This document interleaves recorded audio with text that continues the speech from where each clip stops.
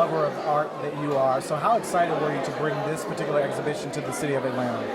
I mean, this exhibit has a very, very personal place in my heart just because of my relationship with Nip and how I was impacted by his passing. I feel like if we're going to have collections of exhibits that we display artwork that represent what artists mean to the culture, it's impossible to overlook Nip. I mean, I feel like what he's contributed to the culture, the impact that he's made, the legacy he left behind is I mean, it's unspeakable.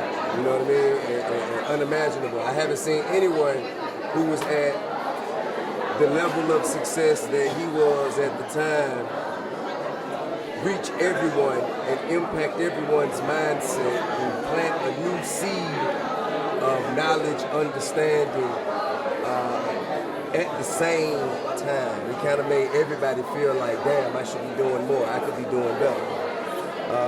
And I think that's what hip hop is, that's what it was made to do.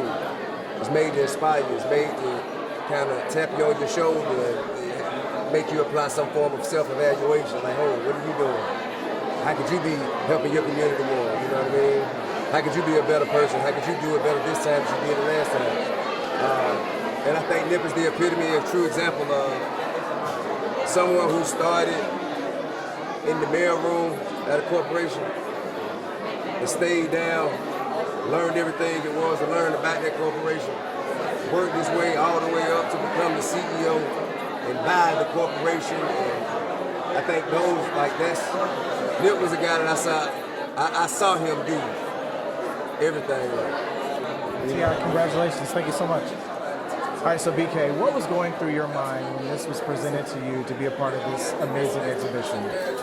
It was incredibly humbling. You know, I think that to be entrusted with doing something that's so important to the culture for somebody that meant so much to this generation and who I think we all know name will last for many generations after.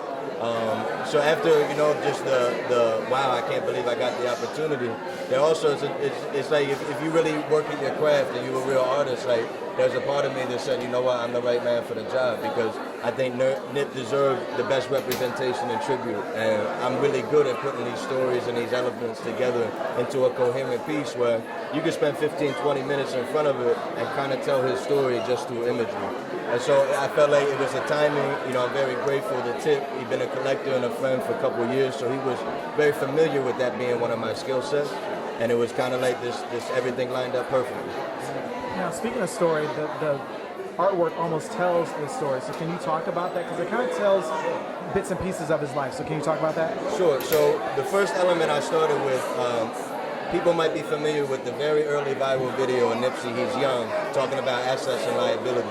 So if you look at his shoulder where he's wearing the Seattle hat, that's the actual screenshot from that video. So that's where I started from. And the inside of his head is the blueprint. And it's kind of like already his mindset was different. He was talking about, you know, using money to put back into yourself and investments that mean something. You know, gather liabilities and not assets. And as I got to that, I went back and started learning about his story. You know, things that I wasn't familiar with, just being a fan of hip hop. But I really delved into the subject matter. So I went back to like Slauson T's, like things that happened earlier on that got him to the place that he was, and things that meant a lot to him in his life. So at the bottom you see the Alpina, the Slauson ab sign. On the arm you see the STEM so the STEM programs he was working on.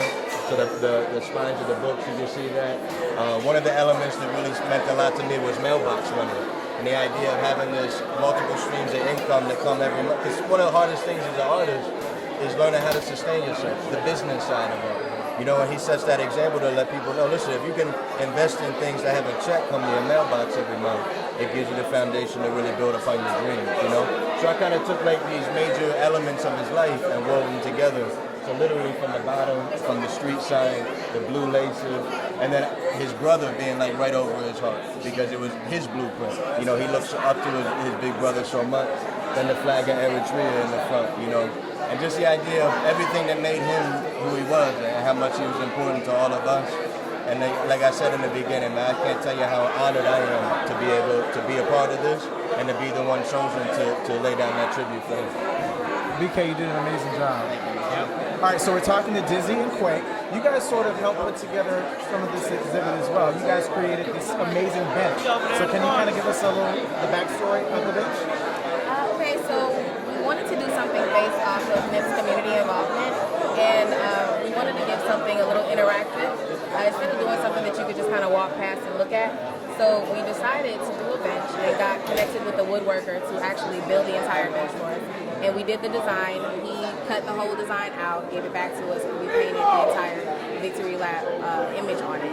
And from there, he took it back, cut everything up, and gave us back a bench. And we were able to cover it and put a reflective cover over it to give it look like, you know, someone's in a convertible with it. So, yeah, we wanted to give it completely interaction and full, you know, an enjoyable experience for people. Just a true tribute to Nip. You know what I'm saying? Exactly. You wanted to create something where it's not only like Dizzy just said, just something to walk past, but something you can sit down, meditate, actually just think about a lot of the stuff that he had going on, and maybe think about what you got going on in your everyday life, and how can you be a better man or a better woman or just a better person in your community.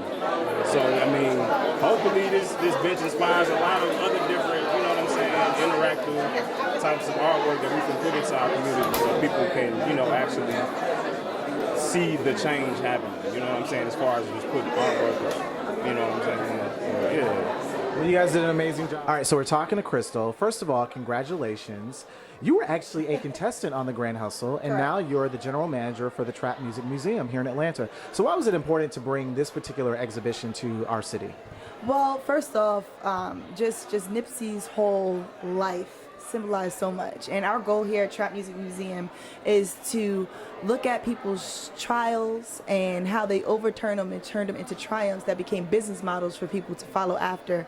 And the music we currently listen to is this genre of hip-hop, you know, trap music. So, you know, bringing in an exhibit, and especially with to being close friends with him here, was very important. Our little trap house that's been traveling, we did do a Nipsey Hussle install there, also a YG and Karen Civil helped curate it, but we said we can't just have it in our little trap house, we have to have it here in Atlanta for everyone that was a fan of him and his legacy to come out, sit down on the bench, take a picture with Nip, and enjoy the exhibit.